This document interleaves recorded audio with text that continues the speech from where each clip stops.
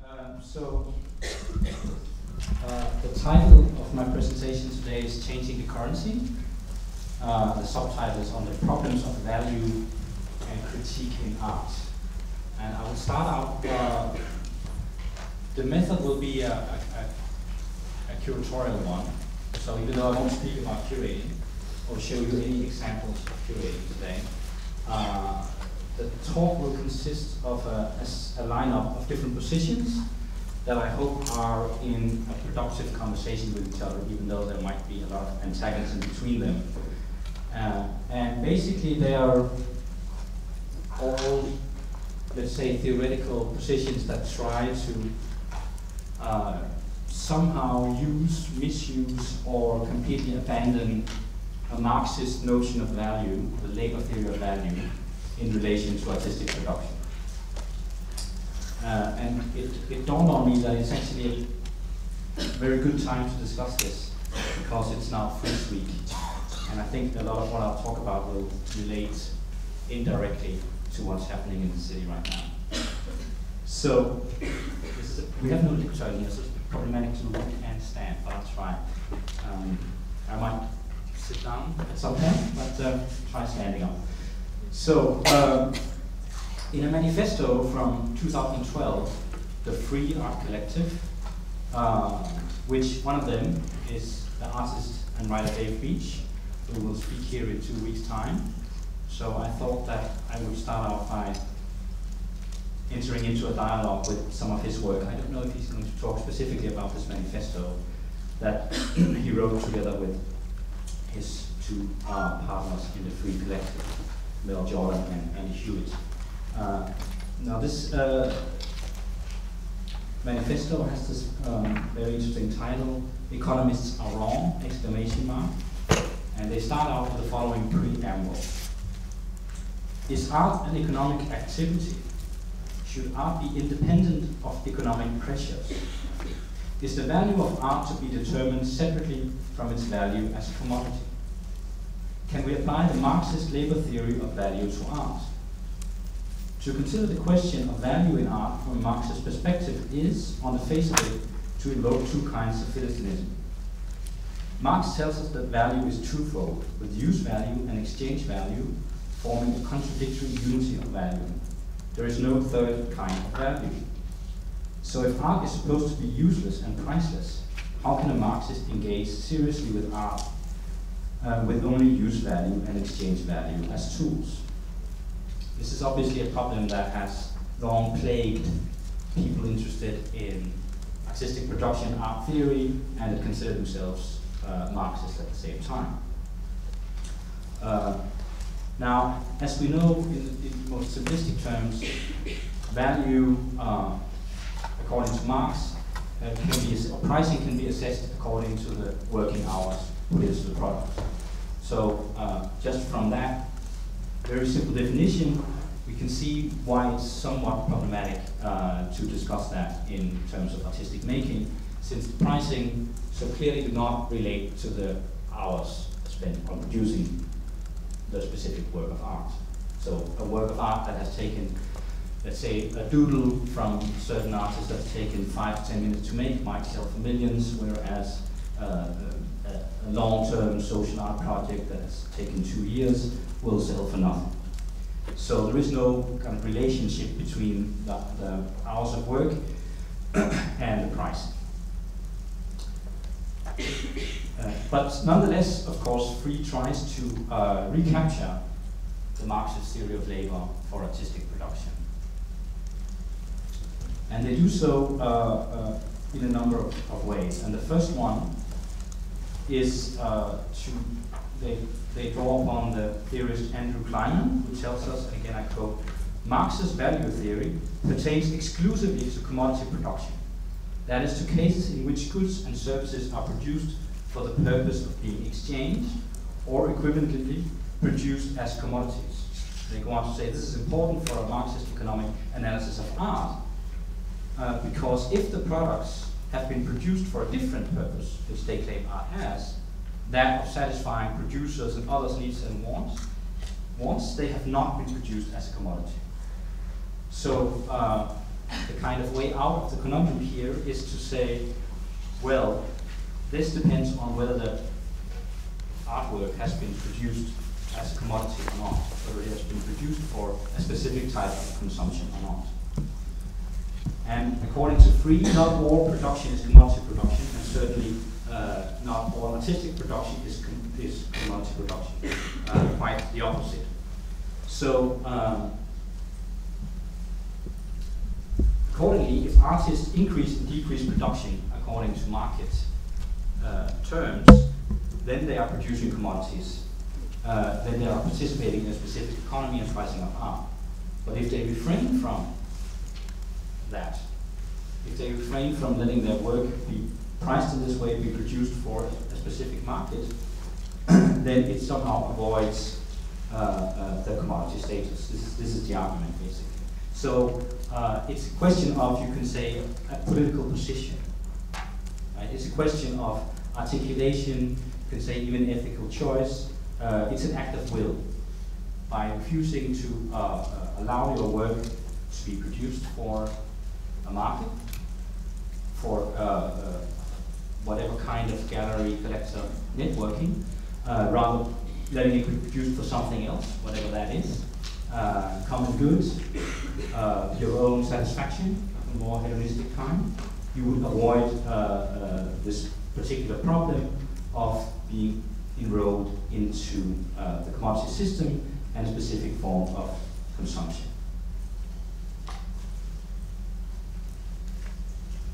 So this is of course one specific way of looking at it, and this is a way of trying to, you could say, regain certain powers of articulation also in an economic sense of one's work.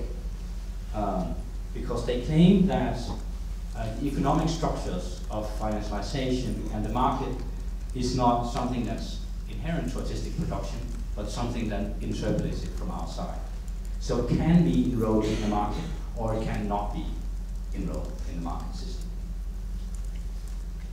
So you could say also one can choose to show in Frieze Art Fair, one can choose not to. I think this is one of the things we probably should debate, what is exactly choice in this matter.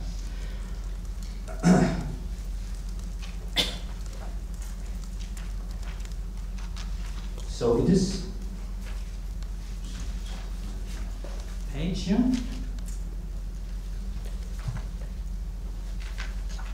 so it's the question is where one places one production and which networks one allows it to be involved in. And instead, the kind of economic value is given by others than by the artists themselves. This is given by gallerists and, of course, the usual suspects, which are the critics and the curators, who evaluate and value art and include it in economic networks.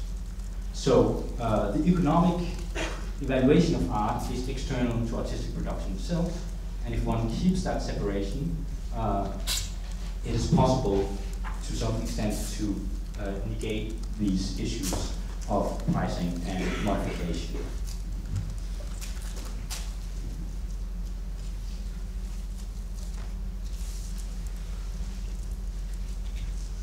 So, in other words, you could say that even here it's not possible to use the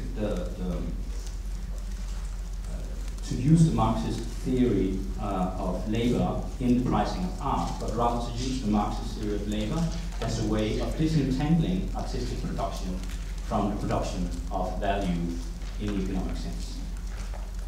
Namely by removing it from a specific kind of labor, namely productive labor, and moving it into the realm of unproductive labor.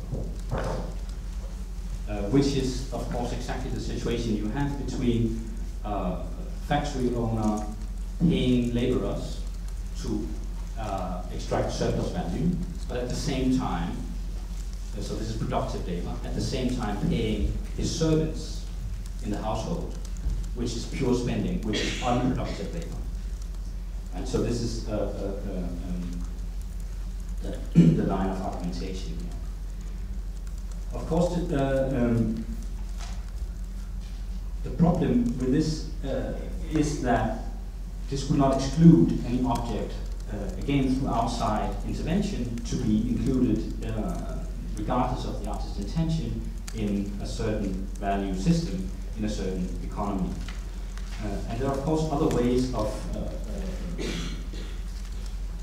thinking about this kind of outside intervention, and also other ways of thinking about the status of the object.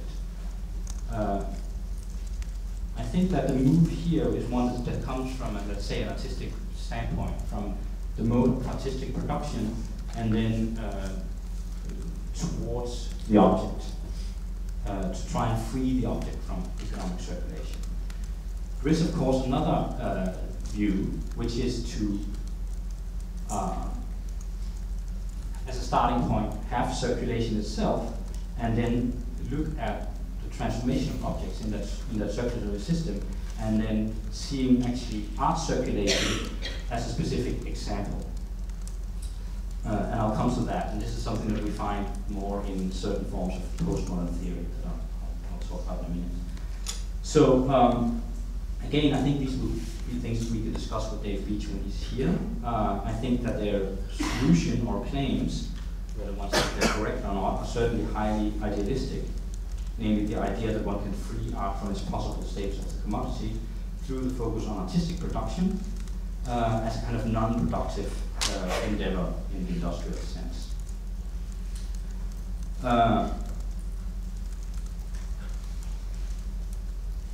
So, in other words, value is disentangled from the materiality of the object and its production, and instead seen in terms of image, language, and branding. So, as such, the economic value of art could be seen as completely dematerialized and wholly fictitious, again, not stemming from the object itself, and thus perhaps seen more in light of both postmodern theory and the post-Fordist definition of capital. So, in a way, two different types of post-structuralist thinking. It can also be seen, of course, in terms of speculation, in terms of speculative markets, the notion of derivatives and debts, investment strategies such as hedge funds and so on, with the investment of art perhaps being parallel to the de-evaluation of everything that has resulted from the credit crunch of 2008. Now, there are two actually main post-modern theories that I want to bring in here, which might be surprising since they're in a way very anti-Marxist, but at the same time I think they are much more indebted to Marxism than a lot of other post-structuralist thinkers, and this would be Lyotard and Baudrillard, who I think both are engaged in certain acts of patricide in the relation to Marxism. Now, I want to refer to an early book of Jean Baudrillard, already from 1970, which is an absolutely crucial book, I think, called For a Critique of the Political Economy of the Sign, where he discusses the question of value in relation to the sign, or what he calls, and a crucial addition to the classic Marxist notion of use value and exchange value, he coins the frame sign value. He does so by considering the object as a commodity, not as something that has only to do with supply and demand, but also with signification and differentiation. So he has, to quote, the fundamental conceptual hypothesis for a sociological analysis of consumption is not use value, the relation to needs, but symbolic exchange value, the value of social prestation of rivalry, and, at the limit, of class discriminants. So it's quite interesting that it's a question of social prestige, of rivalry, and class discrimination. And we will see in a minute that actually it's the forms of contemporary art that he sees as the metaphor for consumption culture, including fashion and even the superfluousness of gadgets that he writes about already in 1970, interestingly enough. More on, he goes on to say that the bourgeois society always installs a universal signifier, and whereas it had earlier been religion, he states here in 1970 that it is now consumption that is the universal. I think this is only more rampant since then.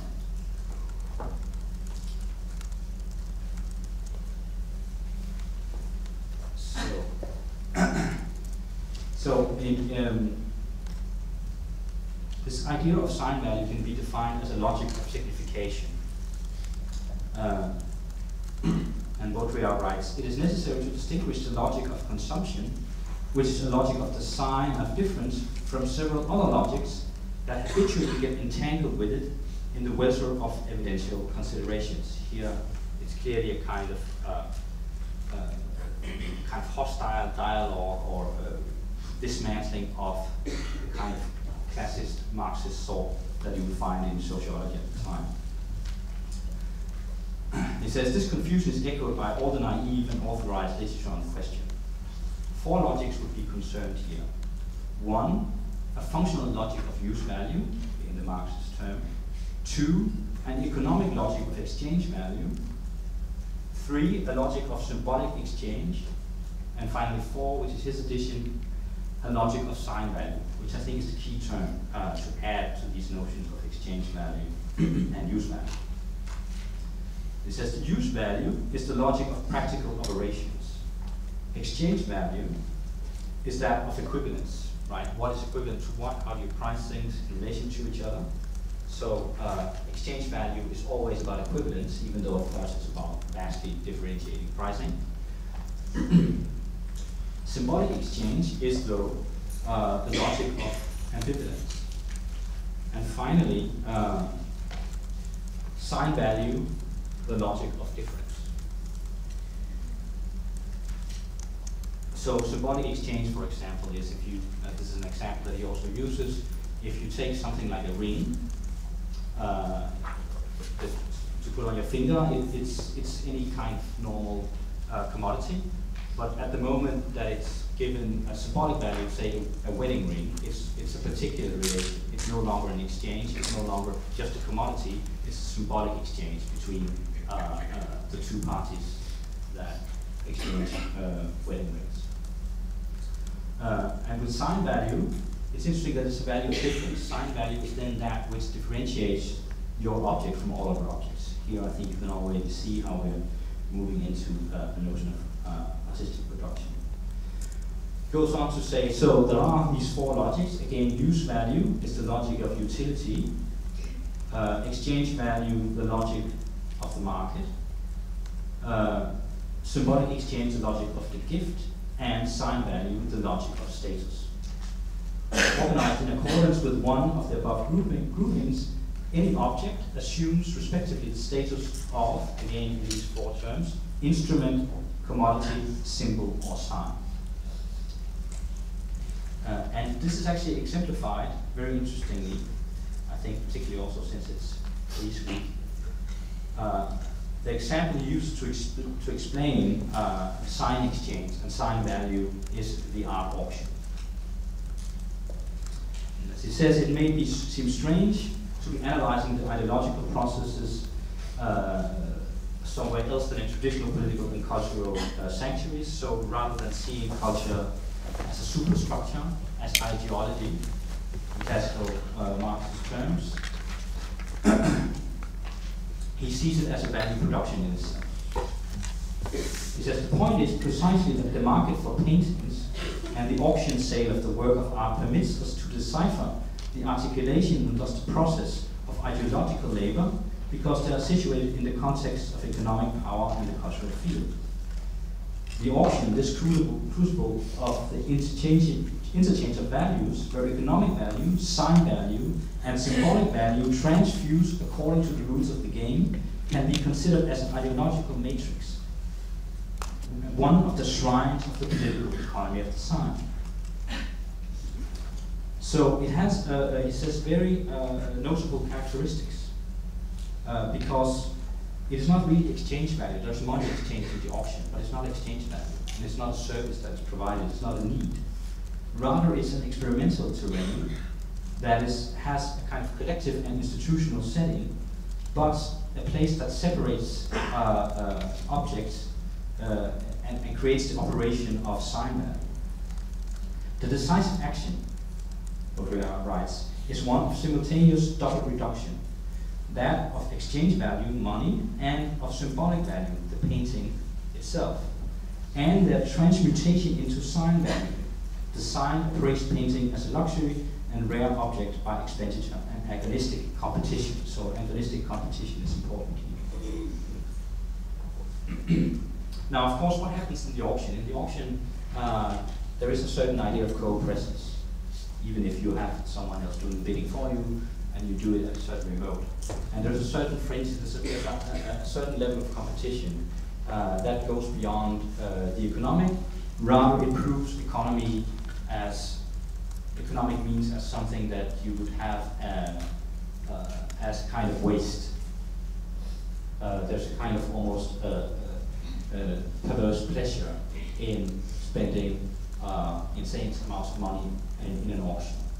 Right? And maybe not many have been in art auctions, but they've probably tried bidding on eBay and being caught up in this hysteria in the last moments where you actually end up paying much more than you want to, because of the status that this object gives you, this feeling of pleasure, and this feeling of being separate and significant from everybody else, because you're the one who got this particular baseball card, or whatever it is bidding on. He calls this an aristocratic measure of value. Goes on to say, let us not be mistaken. It is this, and not the satisfaction of needs, that occasionally turns consumption into a passion, a fascinating game, something other than functional economic behavior. It becomes the competitive field of the destruction of economic value for the sake of another type of value, which is the sign value.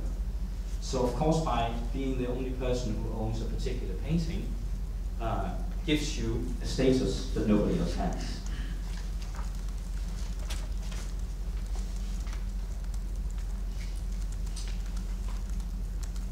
So, sign value is produced by a certain type of social labor. It's the production of differences, of differential hierarchical systems, not to be confused with the extortion of economic surplus value, nor to the result from it. Between the two, another type of labor intervenes, which transforms economic value and surplus value into sign value. This is what he calls a sumptuary operation, devouring and surpassing economic value according to a radically different type of exchange. Yet in a certain way, it also produces a surplus value, domination, which is not to be confused with economic privilege and profit. The latter are in a way only the primary material and springboard for a political operation involving the transfiguration of power by signs. Right,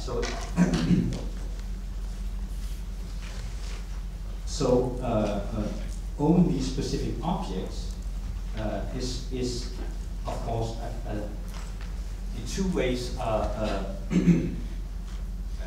kind of show of power. On the one hand, in terms of sign value, the sign created that separates you from everybody else by being the owner of this thing. But secondly, in terms of waste, that you can actually spend money on something that has no utilitarian value, that has no proper exchange value and no use value, but only sign value. He then goes on to question how then this idea of collecting uses the auction. I think we could probably have a similar kind of analysis of the art fair as the auction. He goes on to say, what happens then if museums and institutions buy these works? Surely this must undo this game of power and instead give the work to the nation, to the people, and bestow it with its original meaning. But he says, no, this is not the case. Actually, the museum is necessary for the art auction, even if the museum does not have the money to compete with the biggest private collectors. Remember, this is really 1970, and I think it's even more clear now, I think. Because what the museum does, why the museum is important, even if it doesn't compete, is that it acts like the guarantor, the guarantee, the same way that banks guarantee financial investments. So the museum is the bank, the banking system of the artwork. So just as a gold bank, the public backing of the Bank of France is necessary in order that the circulation of capital and private speculation can be organized, so the fixed reserve of the museum is necessary for the functioning of the signed exchange of paintings. Museums play a role of banks in the political economy of paintings, to say the political economy of artworks or political economy of signs. Not content to act as an organic guarantee of speculation in art, the museum acts as an agency guaranteeing the universality of painting, and so also the aesthetic enjoyment of all others. And I think this is again where it relates to this notion of the kind of outside evaluation. This is also why, even though you would think that the Frieze art fair should predominantly be about economic exchange of artworks, it nonetheless does so on a terrain of sign value assigned through art criticism. So at the same time as the fair, there's a discursive program, and it's not organized by any private company, but actually organized by one of the main art magazines. So there is a correlation between this kind of universal guarantee of the value that allows the rampant wild speculation and competition to take place. Indeed, I think this is why, to understand this notion of sign value, to actually rather than trying to separate art from sign value, to then use art as a starting point in understanding, I think, the sign value of all commodity production on different class levels, from haute couture to prêt-à-porter.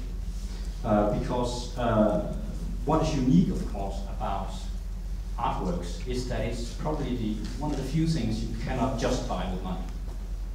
So you need money, a lot of money to bid in an auction. You need a lot of money to buy certain works of contemporary art. But you also need to be in dialogue with the banking system, which is the museum, who may try to get you to donate your collection to them, or even with some sort of notion of, historically it would have been art criticism, now I think it's more the art consultant. So in other words, it's the ultimate sign value. It's the ultimate commodity in the sense that you can have a lot of money but still not be allowed to buy a certain object.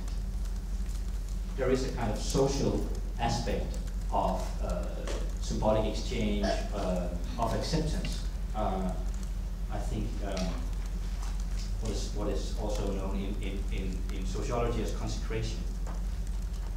So to make it more clear, to exemplify, you may have made a fortune and decide you want to go and buy a lot of works of art by a specific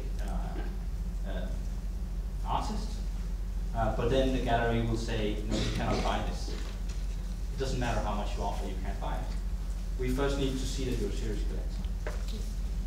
We first need to see that you don't put it in a collection together with bad work, because that will devalue the work of this work. So it's not something you can just do with money. You need that to be accepted. So, of course, to be then, one of the top collectors is, of course, the ultimate, call it symbolic capital you can have, because it shows that you are accepted by the banking system, that you, to a certain extent, can decide upon the banking system. Because I think now, perhaps the museums are doing as much to the collectors as vice versa. And it shows that you have all this time and money to waste, which is quite something. I mean, most people have a little bit every month to waste on new clothes or perfume or whatever it is, but here you actually have so much money you can waste it on a Damien Hirst. And this is, I'm using this example because it's also in Frieze essay where they exactly point to this problem of pricing. But if you look at the stuffed animals of Hirst, you could buy a formaldehyde animal that was technically done much better than his, as we know there's been a problem with this, to half the price. So it's not about the object. It's about the object sign value.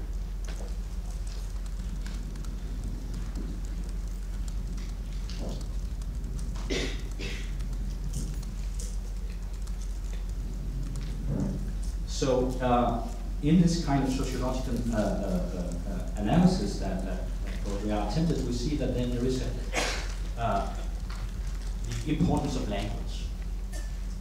Because that there is a language, and therefore it's also why we have a critical language, maybe not critical theory, but critical language around art.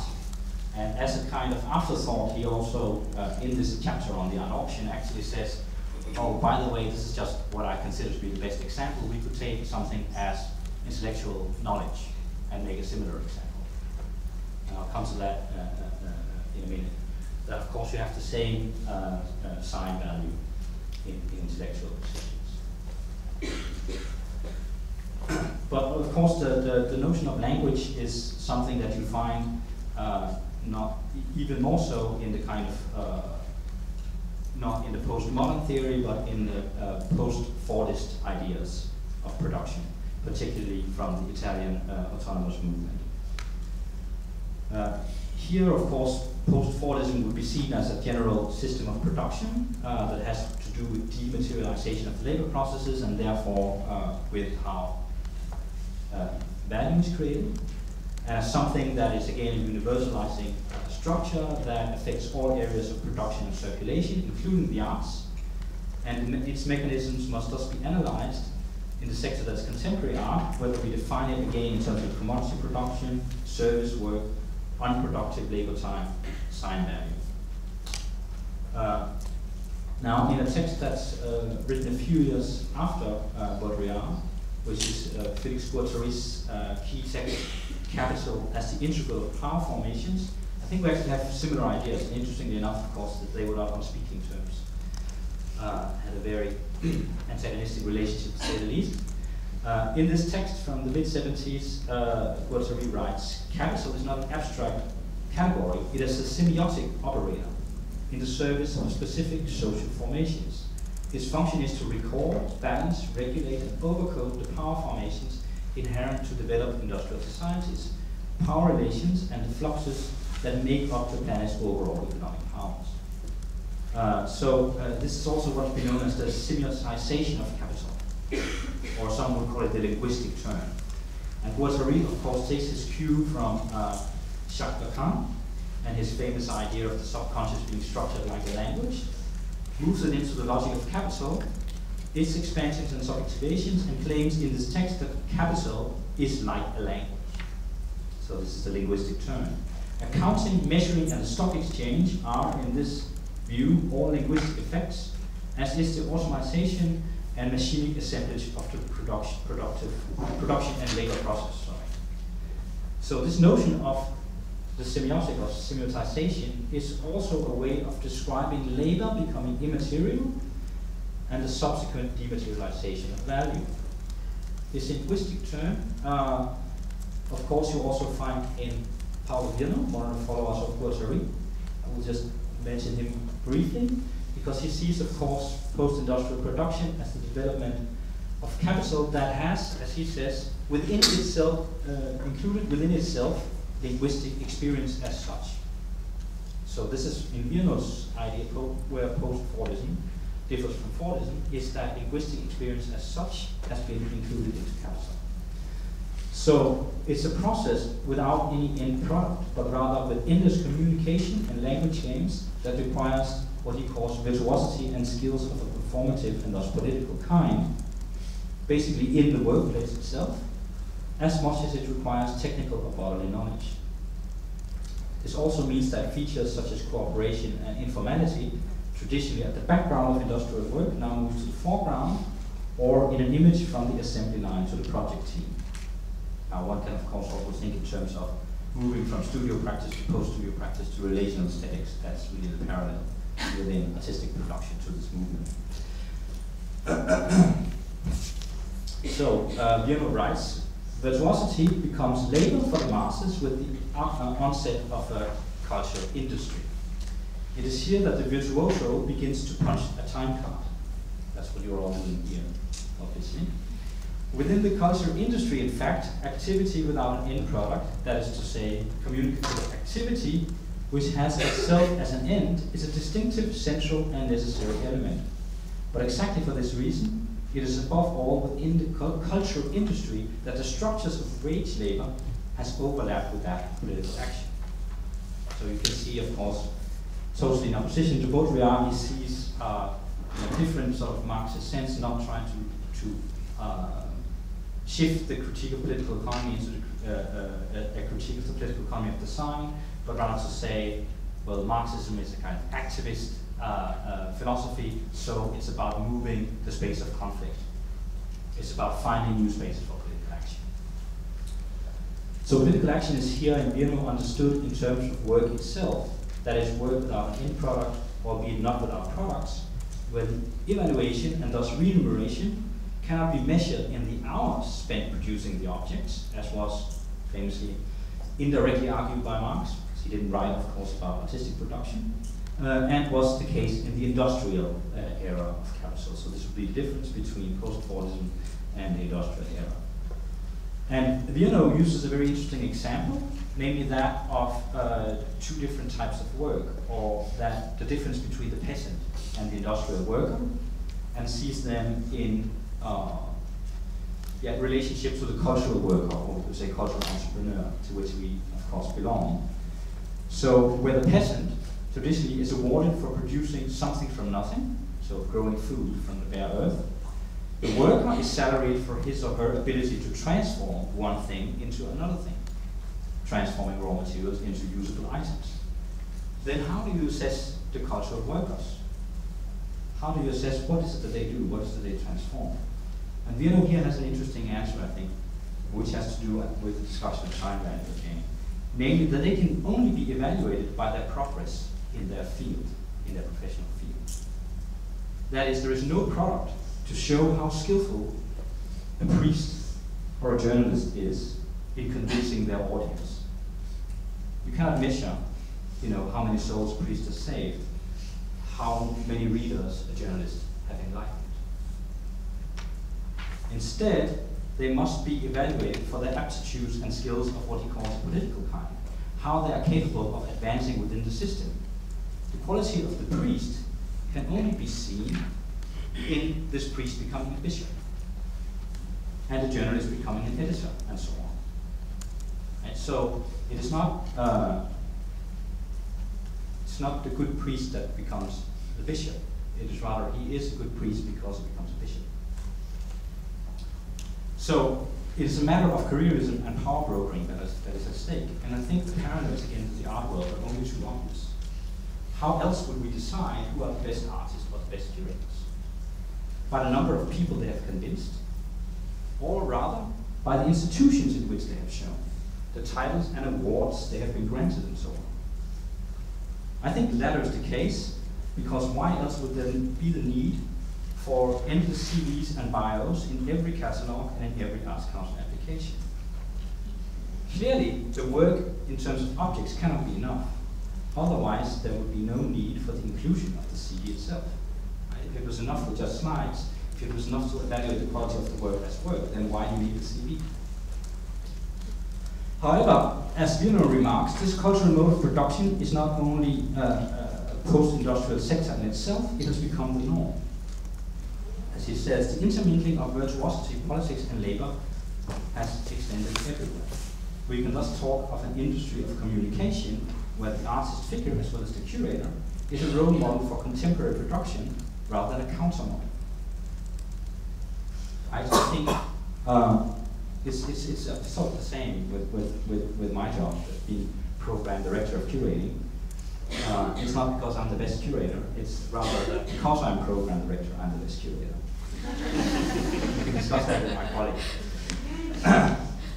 So, as we know, of course, the linguistic turn has been all dominant in cultural production. It has even had its origins in the sphere of production. So I think it's important for this discussion around value and critique. Now, first of all, of course, there has been a linguistic turn in artistic production from conceptual art forward, right? with the work of Art and Language, Joseph Kosuth, among others. What's interesting here, I think, is that, and this relates to, I think, what he was trying to do, was that with this linguistic turn, you also find that art is trying to reclaim autonomy over its own theorizing. Right? This, I think, has had fundamentally unsettled the power of art criticism and theory. Because if art itself is analytic rather than symptomatic, what is the role of criticism? In contemporary art criticism and even art history, or if this no longer has a monopoly on interpretation and articulation, but must compete with art and artists, not to mention galleries, advisors, and collectors in the assessment of value, and this value then is inscribed even from outside the work itself, it is nonetheless not very clear who are the subjects that can assess and project this value, who can, in a word, consecrate. Right? So there are a number of people involved in this production of sign value, I think, not just the artist. Indeed, the artist Søren Andreasen and the curator Lars Bang-Larsen has accurately described the role of the curator as that of the middleman, drawing upon Blondel's work in Trade and Economic, which means that the figure of the critic or the curator have not, in their supposed articulatory power, overtaken the historical position of artistic autonomy, but rather become truly relational statisticians, always caught up not just in a web of meaning, but also in a mesh of economic discursive transaction. So in other words, it is the market or markets for goods, for intellectual property, for monopoly events, etc., that may be the only unifying feature of all these actors in this truly unregulated industry that is the art world, probably the most unregulated industry in the world. Which is not to say that this marketization is complete, that all production is commodity production of some sort, and that all artistic or critical positions are selling points and market shares and so on. Nor is it to say that symbolic capital can always be transformed into real capital. Sometimes you try really, really hard, it doesn't work. And vice versa, since this does not only depend on the nominal role and place of, say, the critic or the theorist, as it is today, but also upon his or her scene of address, to paraphrase Butler, both in spatial and temporal terms.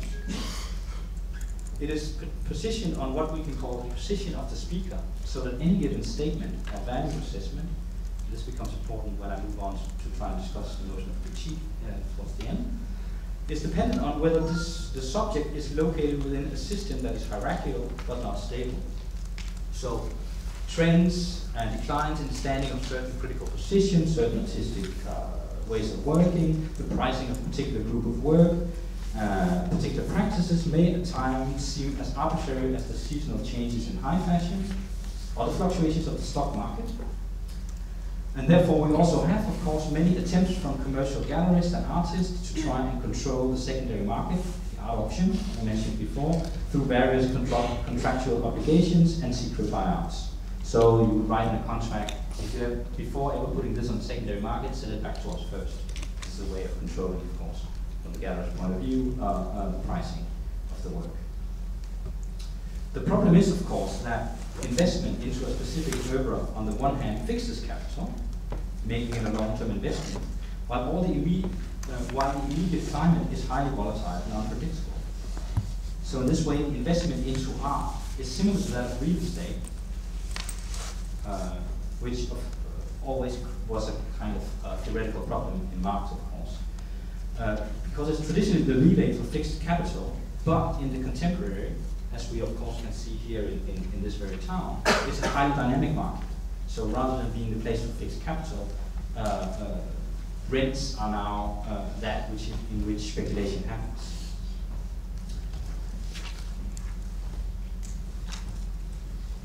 In any event, I think that the relation between economic value and art has a timely element, not just in terms of labor time, which I think, as I've shown from the beginning, is not really an adequate form of measurement, but rather in times of futurity and speculation. Again, what a follower of Guattari, Eric Ayes, designated as a particular capital time in the nexus between temporalization, capitalization, and subjectivation. For the art market and for art museums, this nexus can be found in the convergence between a new liberal economic model on the one hand and a new conservative cultural program on the other hand. So anything that's new on the market, that's trendy, must be of course inscribed in the eternal, right, into art history, in order to produce some sort of surplus value on the market. The ongoing and increasing value of the artwork must be generated through inscription into art history and thus posterity. So again, it wouldn't be enough with a private collection, you also need the banking system of the museum. In this sense, the value of culture is thus measured both in money and time. And interestingly enough, the other main postmodern theorist, Jean-François Lyotard, wrote about the exchange and accumulation in capital itself as something that has to do with anticipation. So again, it's a temporal metaphor. Anticipation of reimbursement, anticipation of advance, of counter-succession, and of surplus, with currency speculation, to quote Lyotard, revealed to be the quickest procedure for accumulating time through exchange.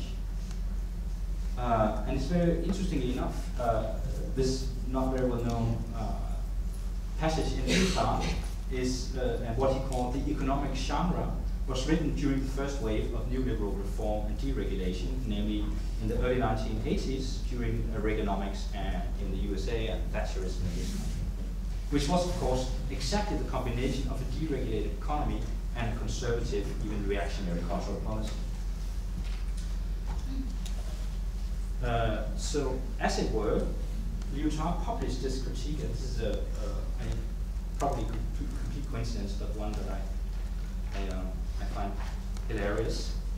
He published this critique of the economic genre's hegemony over other genres in a book about unsurpassable difference, or antagonism, named the famous work, The Différent. In 1983, the same year as Hollywood produced what I think is still its most poignant film about finance speculation, much more than the Oliver Stone films, namely a film called Trading Places. And I found it.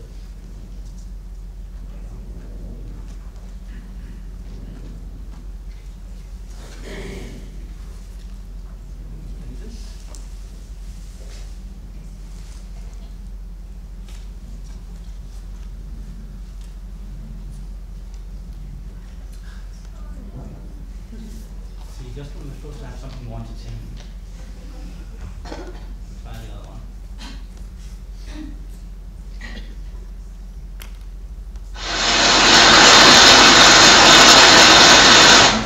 I'm considering going long on egg roll wheat. What do you think, Valentine?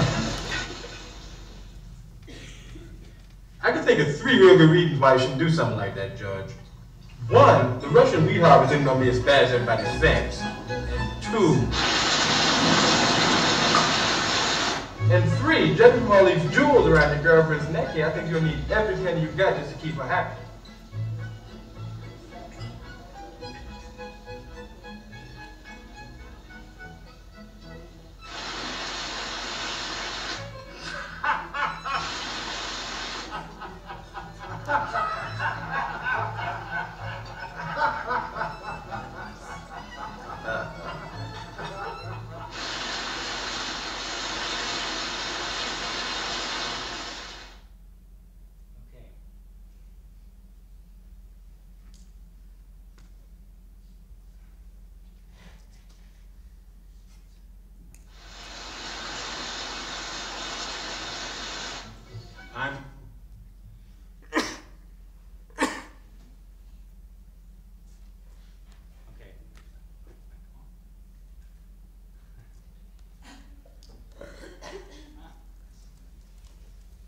So, I don't know how many of you have seen this film. It's, as you could see here, this is what was indicated in Trading Places. You had the white man and the black man trading places, with the white man being outside and all of a sudden the black man being in the center of power. This is, the film of course is a comedy of the pauper and the prince variety, but set in modern urban America. It's from 1983. Of course,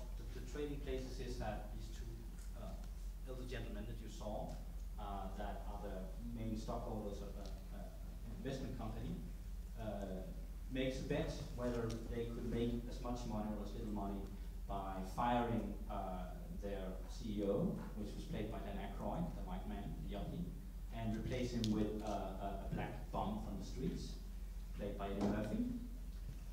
And then they both have to, in a way, survive in this new environment. One of them as homeless on the street, completely bankrupt, and the other one among the bourgeoisie. The plot also, though, involves, at some point, of course, they find out that they have both been tricked, and so they start working together. And they try to, the plot involves the interception of an agricultural crop report so that will reach the stock exchange of Chicago. And this will allow the protagonist's knowledge about how to speculate on the stock exchange before this report is made public, before their competitors. So this is actually, of course, insider trading and illegal. It will allow for an advantage in terms of time. So by knowing the results of the crop report, and thus not having to predict, they can speculate on the stock market. Right? This is of course very illegal, but crucially I think the film does not thematize this as a moral or political aspect, but rather, of course, the plot revolves around whether our heroes will be able to get this report before the nominal villains, which was these two elderly gentlemen that we saw. So these two white financiers are the embodiment, of course, of old money, right? But the heroes, the characters trading places, are seemingly, at first glance, two very different characters. One is this kind of Ivy League yuppie type, portrayed by Dan Aykroyd, and the other one, the homeless person, is portrayed by Eddie Murphy. What is significant, I think, in the film, and particularly this moment in time, the early 1980s, is that together they actually form the perfect subject of capital, combining upper-class privilege and knowledge with street smarts and savvy, and whiteness with blackness. So Trading Places is, like Lyotard's book, Different, quintessentially postmodern and contemporary, I think, to a new image of the artist, a new technique of branding the artist's persona after the form of any imaginable inherent value in the work of art. So really after the death of both early modernism and high modernism. Because of course the 1980s also presented the artist as a stockbroker, mainly of course with the figure of Jeff Koons, who I think looks remarkably like Dan Aykroyd. And it's a phenotype that's not particularly different. But of course, in the film, this Aykroyd character could not do it alone. He needed the companionship of the street hustler in the guise of Eddie Murphy, which I think in contemporaneous artistic terms would probably be someone like Jean-Michel Basquiat. So what you have in this film is really the combination, the ultimate artist, and that's of course exactly what someone like Damien Hirst, a young British artist, became by the early 1990s, a combination of Basquiat and Koons. So a combination of street smarts, the kind of entrepreneurialism of the lower classes, mixed with the privileges of whiteness and education. So many permutations and extrapolations of these types, I think, have since then been the model for creating artistic value through the image, sign value, either by focusing on the businessman, the hipster, the hustler, with the addition of the scientist and the architect. But in whichever form this takes, in isolation or in combination, the point is always to produce what was known in postmodern theory as sign value, or if you will, the endless transfer back and forth between surplus and exchange value. So, so a value as such is dematerialized, while simultaneously evermore tied to finance capital. What has then been the fate of critique? As I mentioned, art critique no longer has the same privilege, and the line of so-called seminal critics influencing artistic production from Clement Greenberg to Benjamin Buchloh has, luckily I think, been forever broken. And the critic is by now just one of the many mediators and producers of value, one of the many middlemen in this production, in this circuit of symbolic exchange and sign value. So perhaps then this would give us the opportunity to drastically alter the end of criticism, and this is what I will end with, finally relegating the Kantian notion of aesthetic judgment to the dustbin of history, and thus move from art criticism to, if not a political critique of the economy of design, then certainly a political critique of the economy of culture.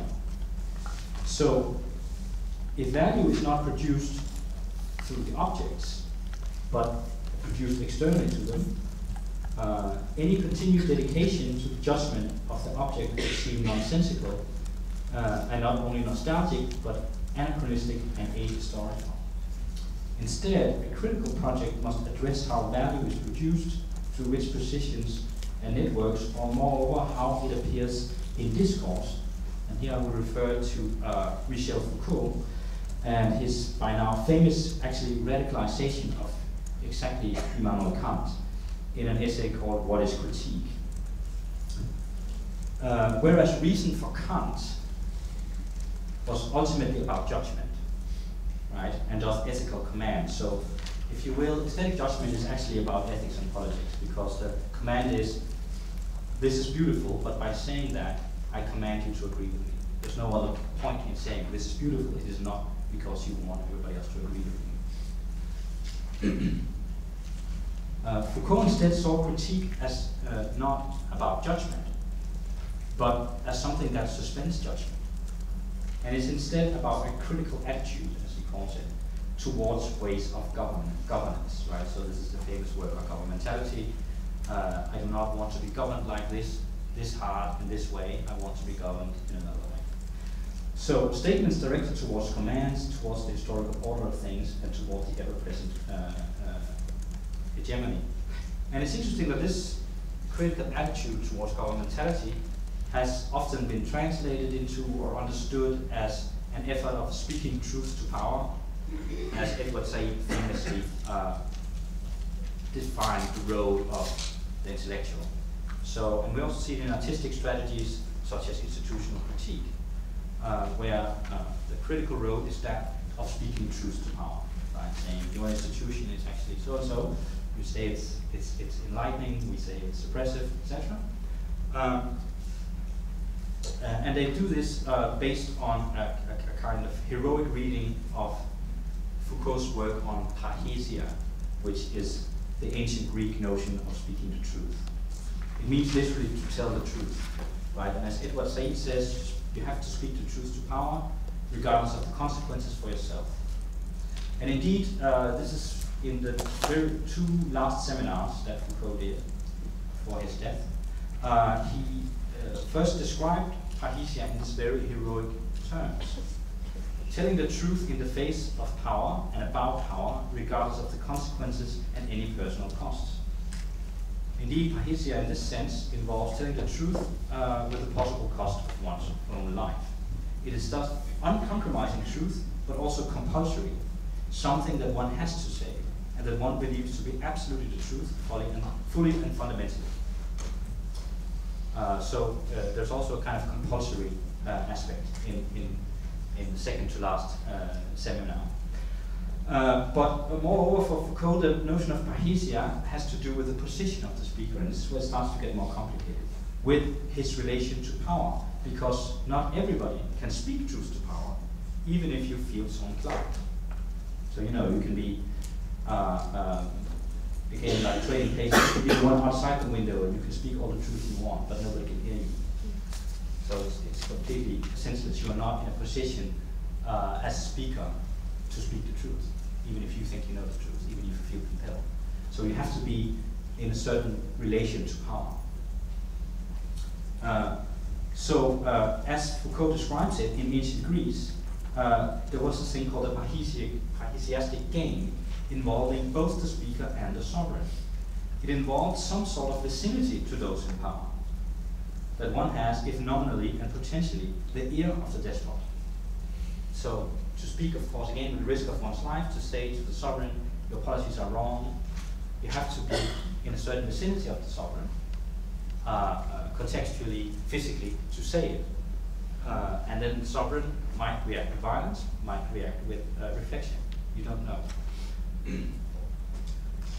So, of course, the result might still be death, but the element of risk, so the element of risk is great and real, But whether the sovereign rejects or accepts the truth is, of course, dependent only on the position of the speaker as the truth-sayer, as someone who is believable and credible in a specific context, in relation of and in relationship to power. So the parrhesiastic game has to do with your speaking position, but also then with aesthetic choices of words. So I think a contemporary example is the invasion of Iraq,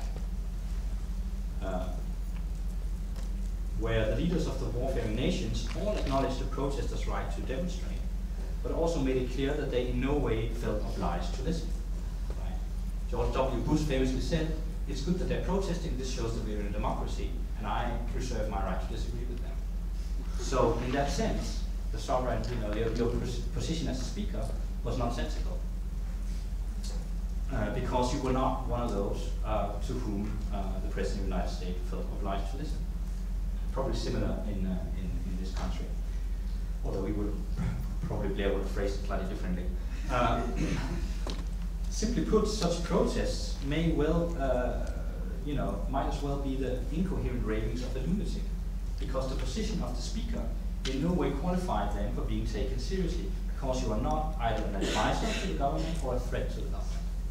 So, you can say whatever you want, but it's not speaking the truth, even though you think it's the truth.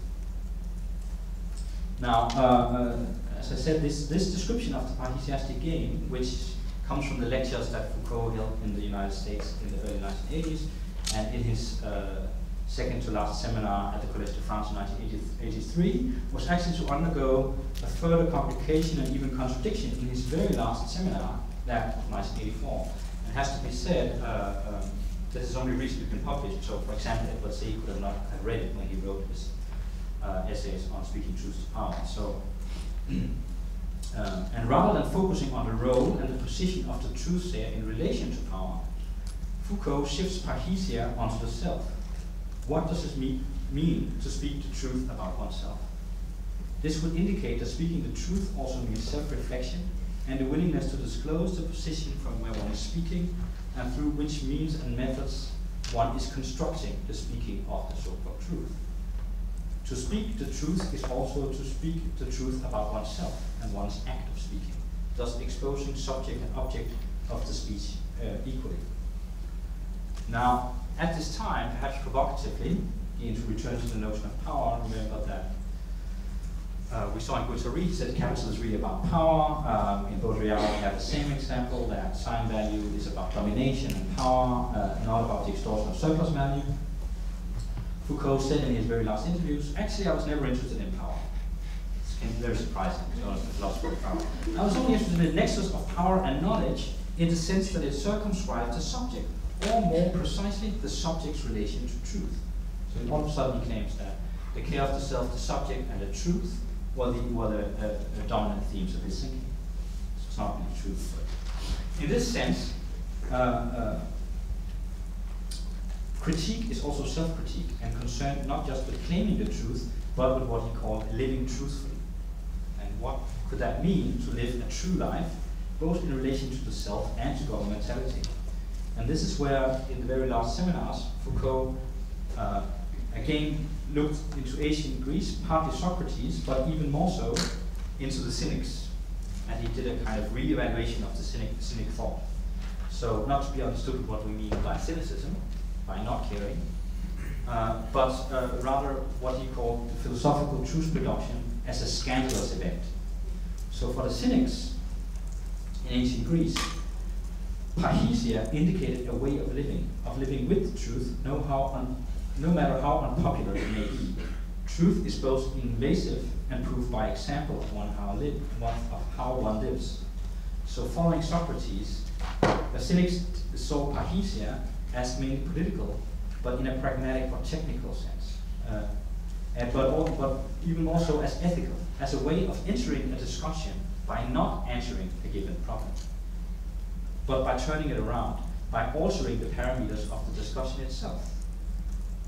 And the phrase used for this particular critical attitude, which was not to enter a given discussion, but rather to shift the discussion, And I think that's highly pertinent in conjunction with this notion of value and our work as artists, as curators, as having value.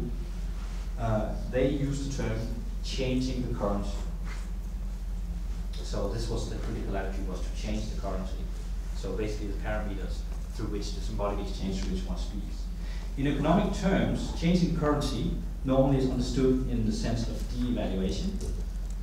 Of course, the mechanism that the Euro Pact of the European Union wanted to remove.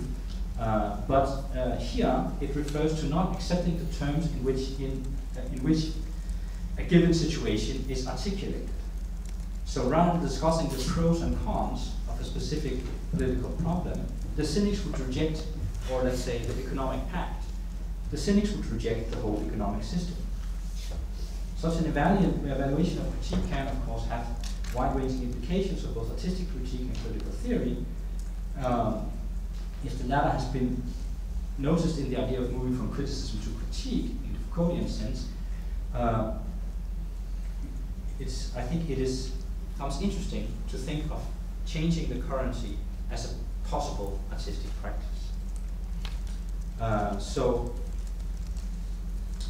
by using language in this Mahitian game, using the question in a refusal to accept established truth and other forms of changing the currency, we can instead ask how truth is produced and represented, and attest to the importance of moving towards an actual politics of truth, not just in terms of the art world and its markets, but I think the world at large. Okay, thank you.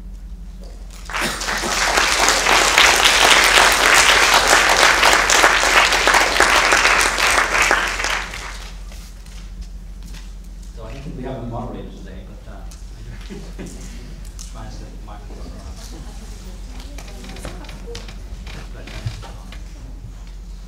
Okay, do we have any questions?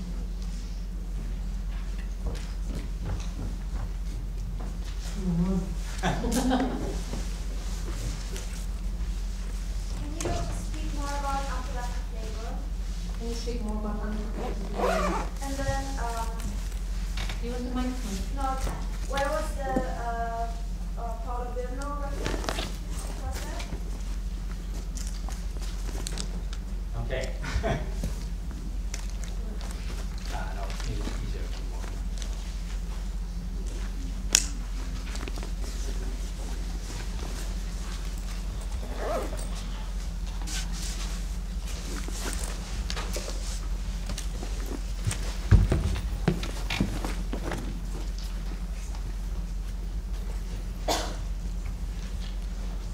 Yeah, I don't have the reference here in my notes for the Virtuosity text, so I think it is from. I think it's from the short multitude book. It might be the one on games and names, but I think it's from the first one in English, if I remember correctly. Now, well, unproductive labor is in Marxism traditionally the kind of labor that is not producing possible surplus value. So this would be, even though it contributes to the economy in terms of housework, but it would also be in the terms of waste, so in terms of servants and so on, as I mentioned. So that would be the idea of unproductive labor. And of course there is a whole romance in terms of artistic production around the idea of unproductive labor. And it being unproductive labor, and I think you find that. I think you find echoes of that also in Free's texts, but you should ask Dave Beach about that when he comes.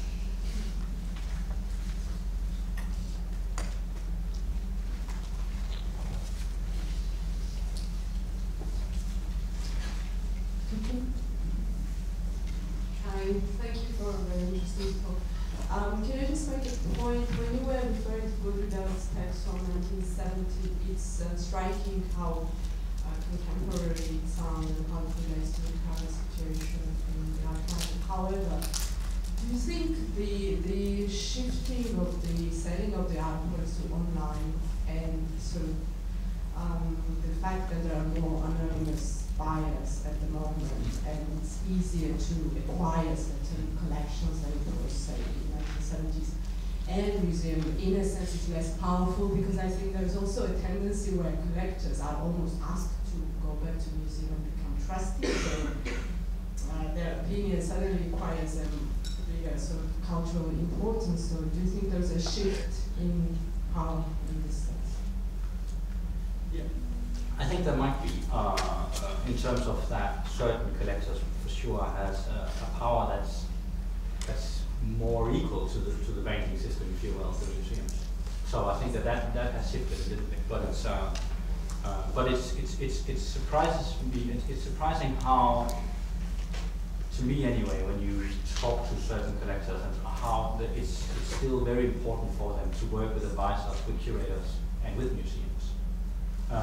And so there is still that symbolic allocation of value attached to other figures than themselves, to other figures than the collectors themselves. Now, with anonymous stuff and online, I think that probably happens is that the secondary market is much more unregulated, much wilder, and you can see that if you look at auction prices, which unfortunately, I guess, it's the only prices that we have. So it's not possible to find out anything about the pricing of first-time sales. So it's impossible to find out what type of economy we're actually talking about, what size and what prices. But we can see that the auction market is much. It doesn't necessarily follow what is considered art historical value in terms of criticism, in terms of what's written about. There's some divergence there, I think, which could then, the German sociologist Ulf Wugenig has done a lot of work on this, and his argument is that, which I'm not sure I would agree, but his argument is that if you see what's shown in museums and what's written about in art magazines, there's very little overlap with auction prices. And therefore, the relative autonomy of the field still exists. But my view would be that this is an incomplete picture as long as we don't know what's happening in terms of first-time sales. What one does know, of course, is that gallerists are trying to control as much as possible what comes on the secondary market and when. And I spoke to a lawyer actually a few years ago who was writing contracts for gallerists here in London to prevent people. There's even a quarantine period. So when you acquire a work, there's a certain number of years before you can resell it, and also that you first have to then resell it to the galleries and the artist. So they're making all these kind of contracts to prevent that, in a way, power from disappearing. But at the same time, what he told me was that this would not hold up in court of law. So if somebody actually signed that contract and afterwards would contest it, he felt pretty sure that they would lose, because with any other thing, so if you buy something secondhand or first time, if you buy a new television, it's completely up to you what you're going to do with it. Right? So it's only, again, it's the specific thing, and that's why, for sure, I think that's why design value is so massive in terms of artworks, because there are all these stipulations. Again, it's not everyone can just walk in and buy it. And secondly, even when you buy it, there are stipulations on usage, if you can call it usage, but from how it's supposed to be installed. The famous court case against the Panzer collection, Ron Spiener sued them for installing his work in the wrong way. So you can't just destroy it. With any other thing, you say, I buy a car, I drive it into my swimming pool. You buy a piece of contemporary art, there's stipulations on what you can do with it.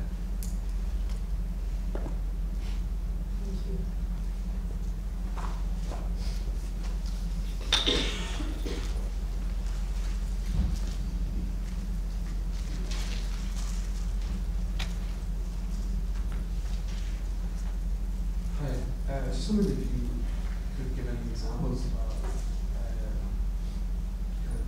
how the sex would change the currency, if we were to discuss any concrete examples of how to operate, or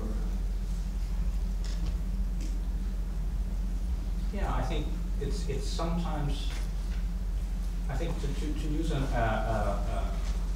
example from the kind of consensual nature of political debate.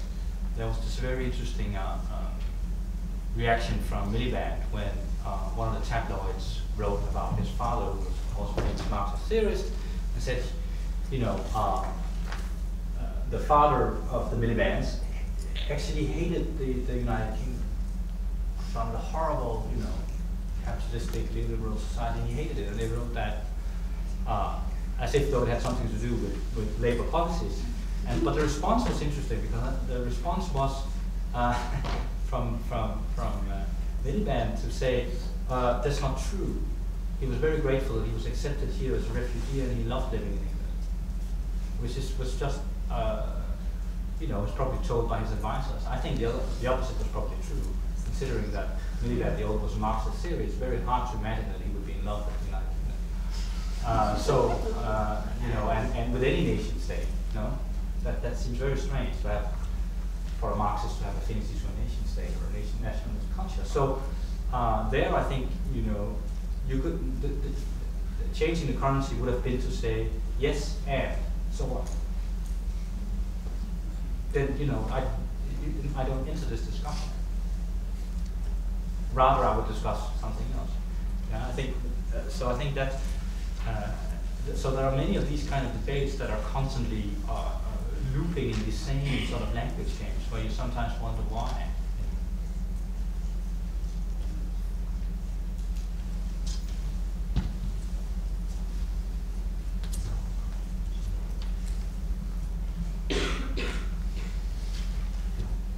Any other questions?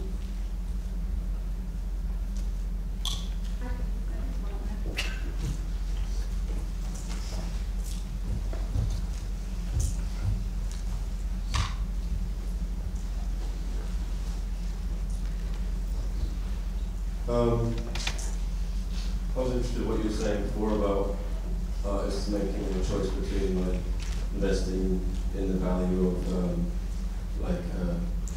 monetary or other kind of pursuits, and artists not necessarily sure if they're like a good example of this, but someone like APG, who perhaps like we're trying to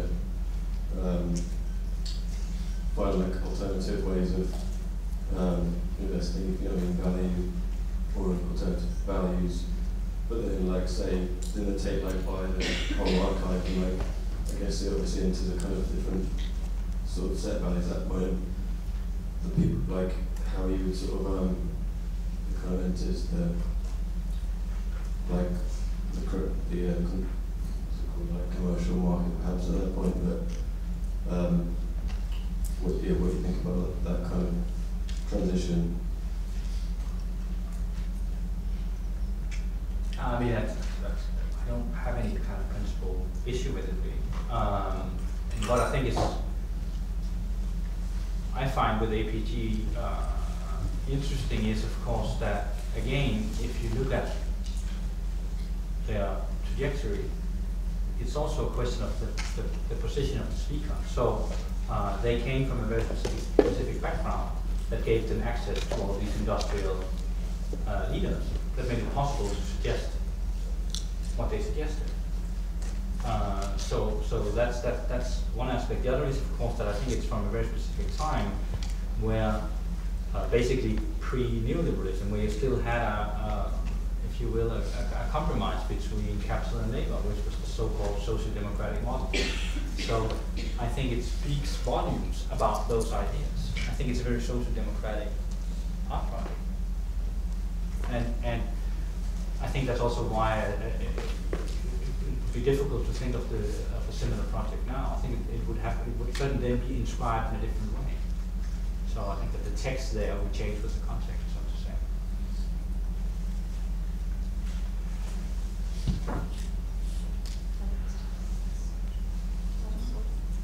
I would like to know from you, from your position as a teacher here actually, how you see your role in terms of, if we see an institution as a place where conditioning happens, where curators are conditioning a certain mode of thinking potentially, what your role is, or the course role in actually producing this different languages and differentiation. Can you repeat that? I'm just because I'm trying to think in terms of value, the value question, but I think this is maybe something. I think you've described before you've described that it's not so much up to the critics anymore, but you've got more middlemen basically that ascribe the value. And of course, very much that's the curators today that ascribe value, that choose who's eligible to show in places, who isn't. Even every very small cell phone space will have their curators. So if an institution that teaches curators how to do that can be seen as a place that always, with what they teach and what they hand on, also conditions in some respect of how to see, how to ascribe value, then in contrast to what you said about differentiating and finding different languages, maybe changing the currency, what is your approach in doing that in practice? Well, it's again, you know, this idea of changing the currency implies or presupposes a critical project or the dedication to a critical project. And I don't know if the educational structure has that. I think that's an open question. So I'm not sure that, I think it's quite complicated in that sense. To say that, I think that educations are caught up between discipline and emancipation, for sure. So if we're talking more concretely, part of it is to, I think our role is precisely to try and understand what does it mean to be this middleman, what does it mean to be entangled in terms of your ethical and political choices that you make as a curator. I think that's what we try to discuss in the program. So that's not just my role, it's the role, of course, of all the students, but also of my colleagues. At the same time, our roles are far from equal because I'm evaluating them all the time. Right? So they would have to make the experiments with speaking truth to power, I think,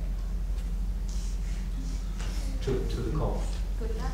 Someone want to speak some truth? Actually, they do all the time.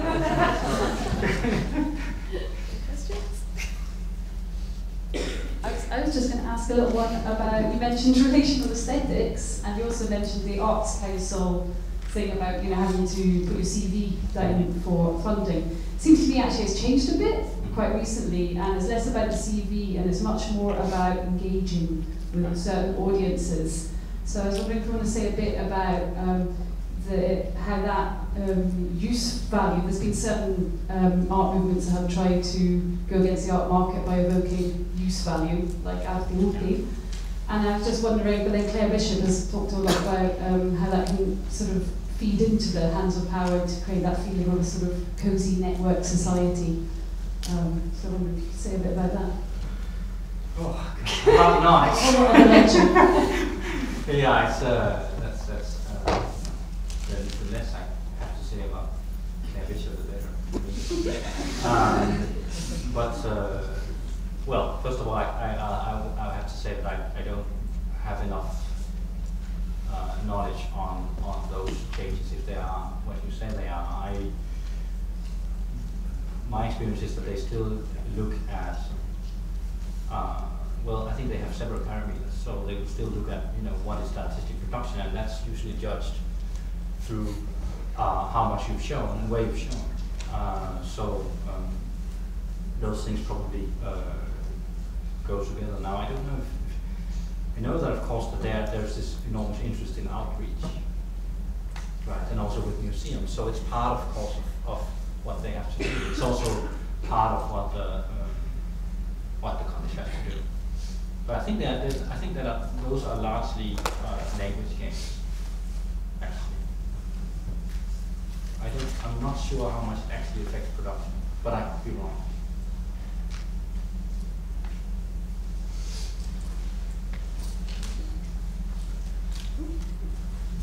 I can try to show. That's okay.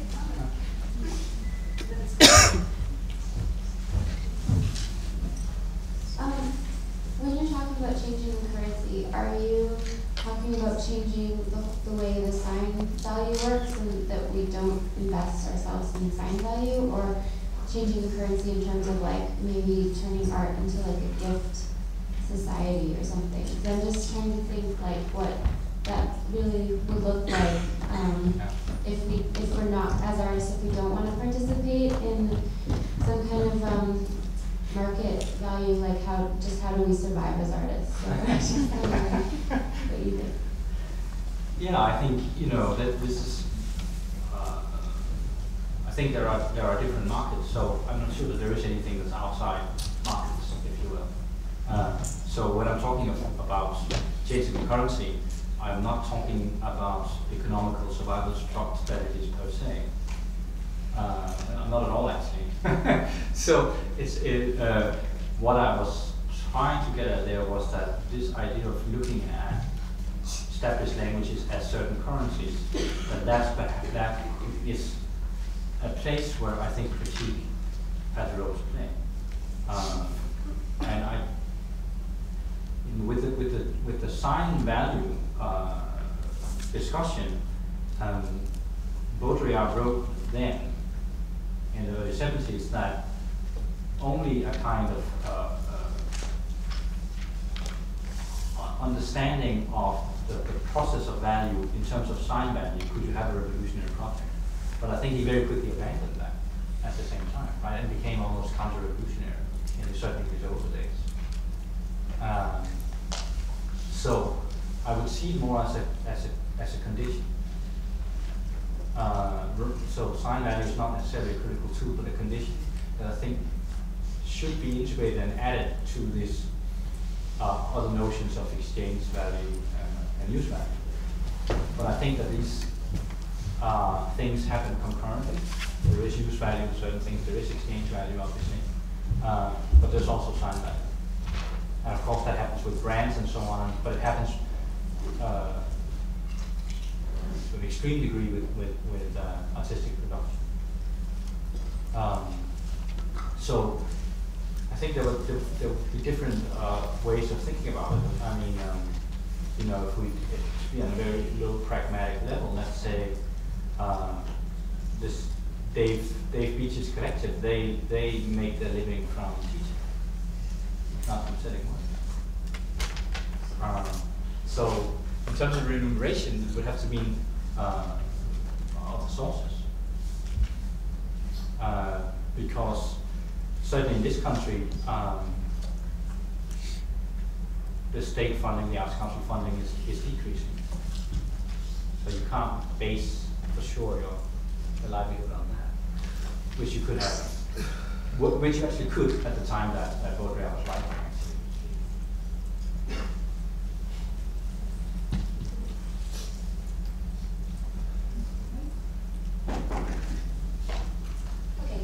Sorry, just in my thoughts.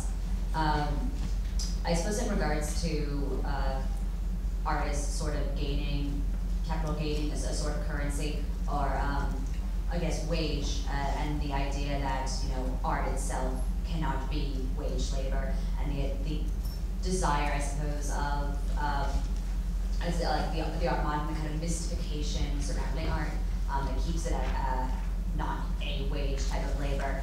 How do you suppose that works with things like grants, like government subsidized, and what kind of value is to be determined by grants? Is that kind of the sort of more abstract value, as opposed to wage labor, which would be, I guess, draw to mind too much a practical value, and sort of demystify art in a way? Yeah, it's of course there is wage labor in terms, when you work as an assistant, that's wage labor. So principally the artist that hires assistants is, in a Marxist sense, extracting surplus value from their labor, in principle. But I think that the thing with grants, of course, is that I think it's not separated from sign value, and precisely that's why I mentioned that there is this coda to Baudrillard's analysis of the art auction, where he says we could actually take intellectual labor, we could take knowledge as the same thing, and that's why I then use the which I think illustrates very well in his understanding of immaterial labor, that there the value system is highly symbolic, because you cannot, as with the peasant or with the factory worker, assess their contribution is that you cannot assess, how good a priest is. It works the other way around. So by designating the priest the bishop, then that's a good priest, and that's why I think there's a similar. So if you have, so there's a I guess there's a glass ceiling to be broken. So once you have grants, then you're eligible for grants. Before you don't have them, you're not eligible. So you have to find right. That's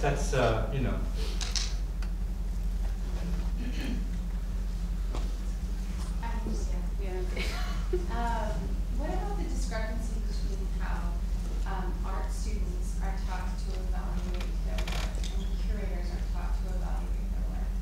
Art students are given aesthetic principles and they're also given theory, but they're given aesthetic principles in which to evaluate what's maybe beautiful or to scale, or obviously I'm not going to know that. And curatorial students are given all these other things to evaluate work.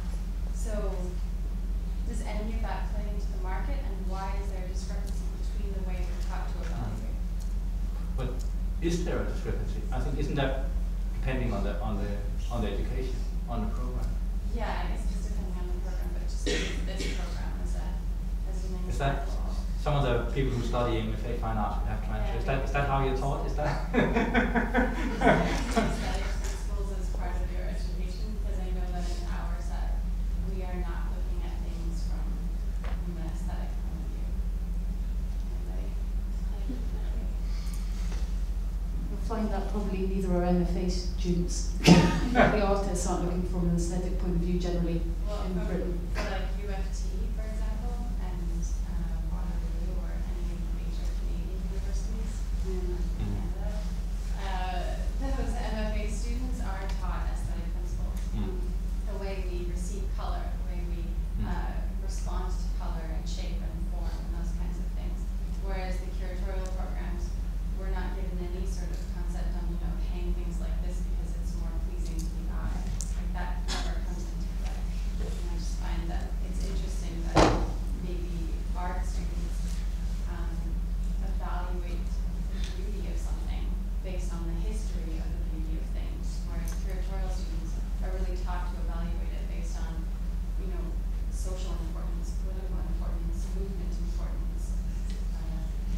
I think it really depends on where you're going, and it's highly unfashionable to do that in I think in the Northern European, Middle European country. If you go to Southern Europe, like Italy and Spain, to academies, you might find more places that do things.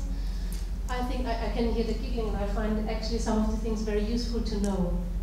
One doesn't have to just dismiss it, but I think politically and theoretically thinking even through along these lines or transmitting knowledge about it seems highly unfashionable and as if the wrong politics, when actually sometimes it might be very useful. But certainly, I mean, historically, the big difference is, of course, that that art is taught as from the point of view of being a practitioner, and curating is taught from the point of view of being a functionary. I think that's probably the main difference would be historically. And we hope that maybe this is where the truth speaking comes into it, that we train curators as practitioners, but nonetheless, we'll always do that, I would say, by acknowledging that you're not just a practitioner, you're also a functionary. And you have shifting roles according to the situation and the institution where you're working. So it's very difficult for us, I think, to separate. There is no such thing as curatorial autonomy, not yet. There might be in the future, but so far it doesn't really exist.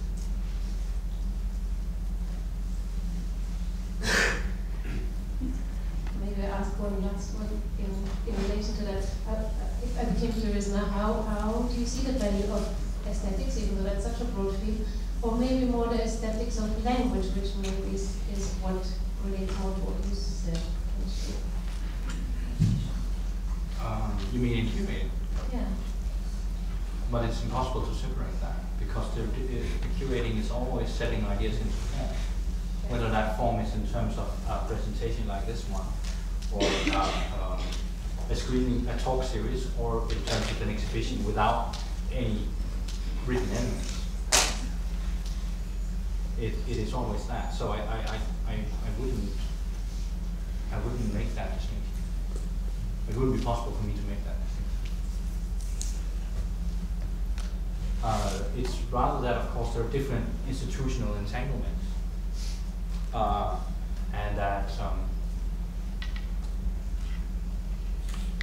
with artistic practice you have certain licenses that you don't have with curators. But then as a curator you have other licenses, which are those of composition and constellation, if you can get away with it. But you have a different stake in terms of mediation, which I think is, if we are acknowledging the idea that what is being produced is part design value, then that mediation has much a role to play as the production itself. So that's how I would see it. Then, of course, at the same time, you can see that something like what Foucault was doing with their optionality, which was to say that it's unproductive labor, that it's not commodity production. You see an attempt to take charge over the articulatory powers and the economic circulation of your work from all those who give it value from the outside. So in a way, it's a defense of artistic autonomy, what they wrote. And that's quite similar to the linguistic turn with conceptual art, which I think arguably brought the criticism into a crisis that it still hasn't recovered from, namely when the artists are doing their own theorizing and not depending on others to do it for them. Then you have to find a different role, and the curator's role is between that, something as authorship, something that has to do with composition making, with research, but also something that has to do with mediation, something that has to do with service. And for example, for those who don't know, of course, what we discuss is that this so-called power that you have is extremely contextual and relative.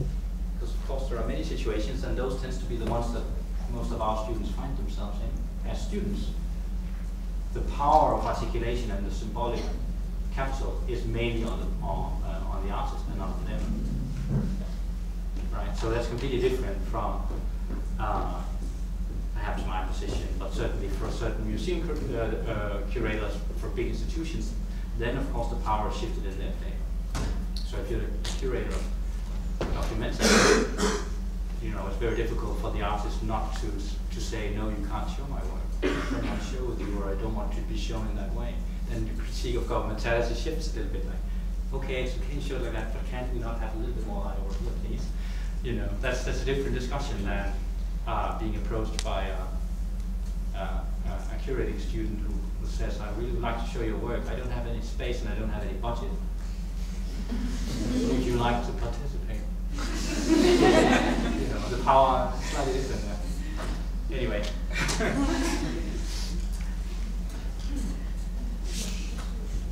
Is there one last question? If there are any? No? It's a good moment to end it there. Thank you very much.